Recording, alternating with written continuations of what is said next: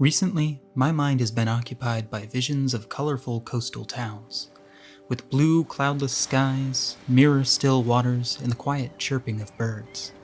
But it isn't the Amalfi Coast or the islands of the Aegean I see. Instead, I see towns of my own creation, spread out over the horizon. I've spent much of my free time over the past few weeks placing each and every building, erecting palazzos, creating castles.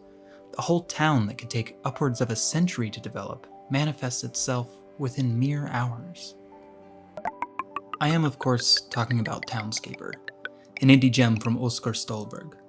In it, you are presented with an idyllic blue sea and two options: build and destroy. Now, there are plenty of city builders out there. One search on Steam's store page will show hundreds of results, many of them focused on in-depth management with dozens of different building types. So, why am I so interested in a game with only two controls?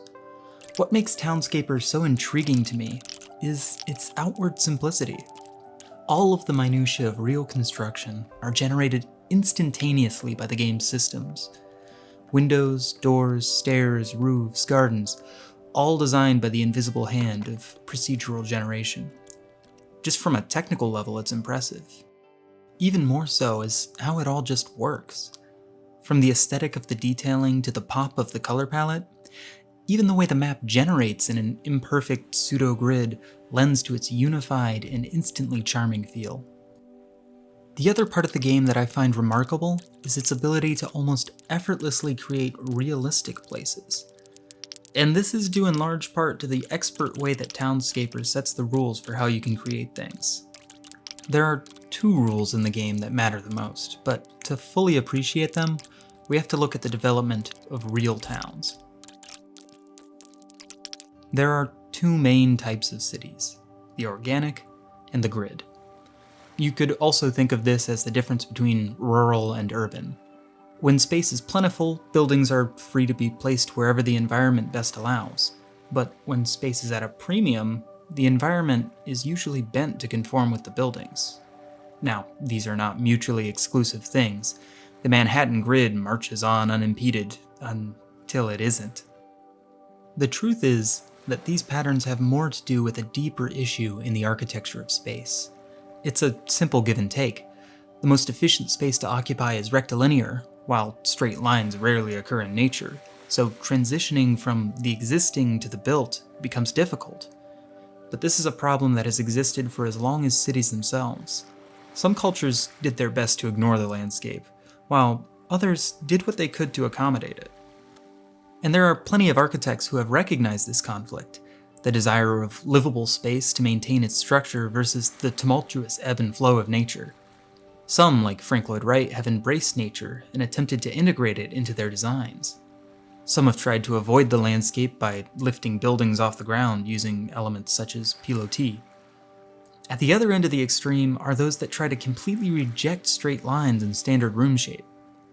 The truth is that there is no real answer to how to solve this problem. No matter how you approach the issue, some people will think your lines are too harsh, while others wish it could be more bold. What matters is that the issue is addressed with clear intentionality. So how does Townscaper address it? Well, it keeps the overall system separate and allows the intersections of them to complicate things. In the horizontal plane, the organic reigns supreme. There is a grid, but its lines are defined by gentle curves, meaning that no two adjacent squares are exactly the same size and shape. In the vertical direction, everything is uniform. Walls are treated exactly the same at every elevation. The juxtaposition of the two creates the nostalgic coastal village vibe that the game exudes. But even beyond the two systems, there are interesting interactions. Typically, you think of the landscape as the existing and the buildings as the new, but by virtue of starting out with a completely blank slate, the game subverts this. When building, all tiles begin as cobbled streets, and it's only when a uniform, flat area becomes surrounded by buildings that any natural landscape is created.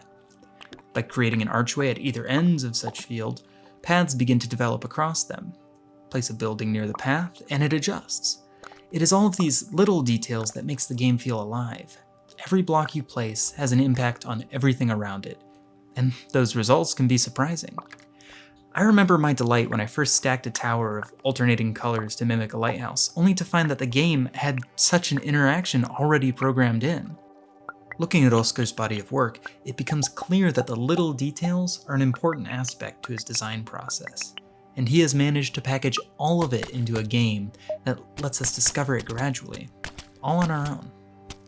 Most cities have these elements of discovery built in as a result of many hands working bit by bit to develop a whole. The feeling of wandering down a narrow side street only to find a plaza on the other side is delightful, but being able to replicate that for yourself is remarkable. In a time where travel for people is often limited, having access to these experiences at your fingertips is a power unmatched. Perhaps, when we finally do return to new and unknown places, having built the little details for ourselves will make us appreciate the real-world analogies all the more. After all, it's the little details that matter. Thank you for all your support over the past month. I know this was a bit of a short one, but I've got some big projects in the works. I'll see you in the next one.